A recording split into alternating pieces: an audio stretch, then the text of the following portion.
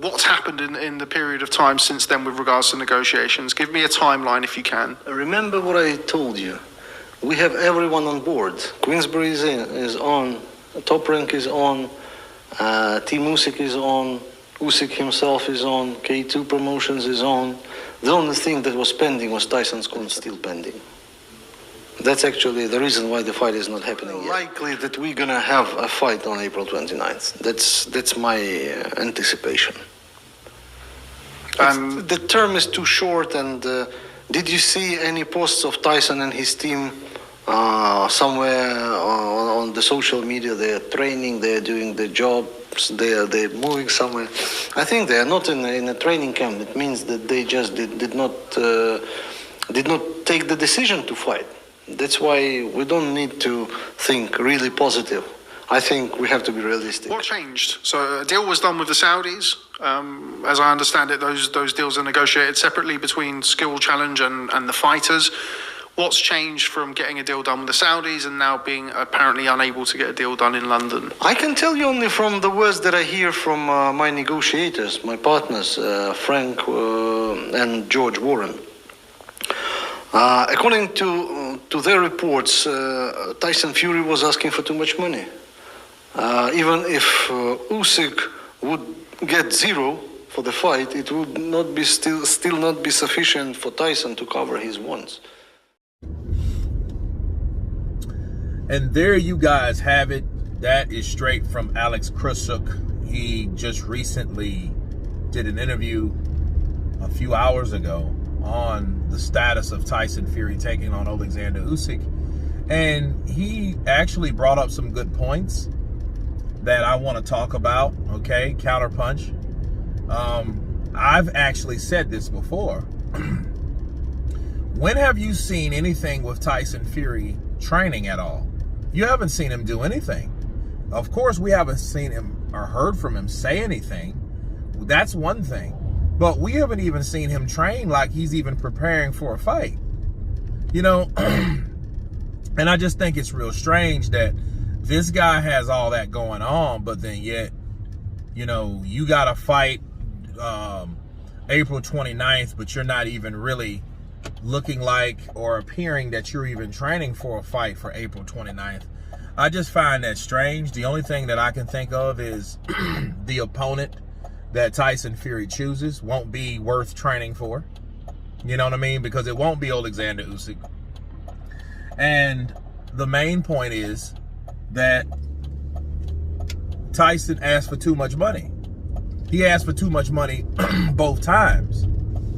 You know, he straight sabotaged the Saudi Arabia deal, as we know by now. He asked for double the amount. He asked for too much money, which was stupid. You know, and then he gets over there in the UK and he wants a guarantee off of a certain amount of money that the revenue will provide. That's if they get it. So they offered him 60-40, as you guys know, and he turned that down because he wanted a lion's share of the money. Now, the question you guys have to ask yourselves is, if Tyson Fury's this Spartan, this best fighter that came out his mother's, you know what? Why are we having these type of issues? And this is not the first issue with Alexander Usyk.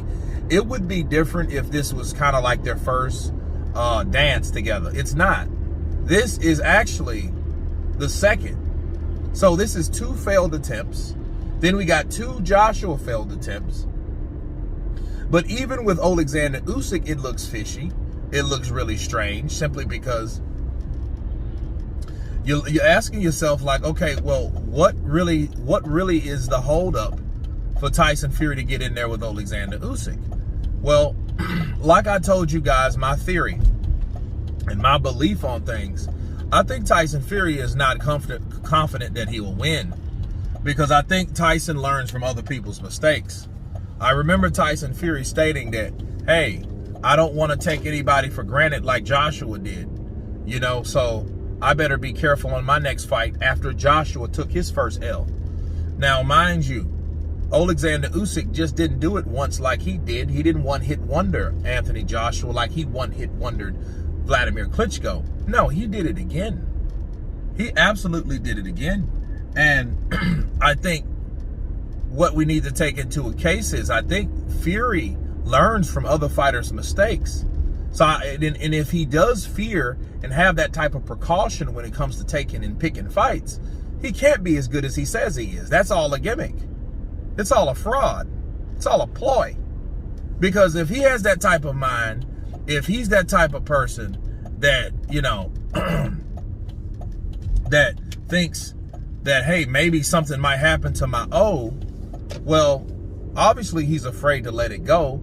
And then obviously Alexander Usyk is a much more serious opponent than he took him for. This is not an Andy Ruiz.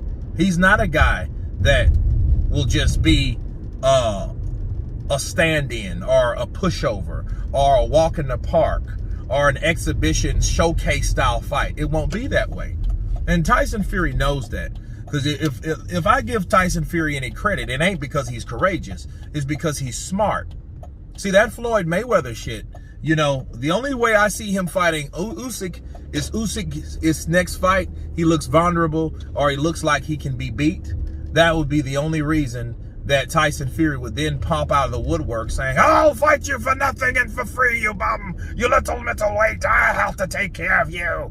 You know, that type of shit.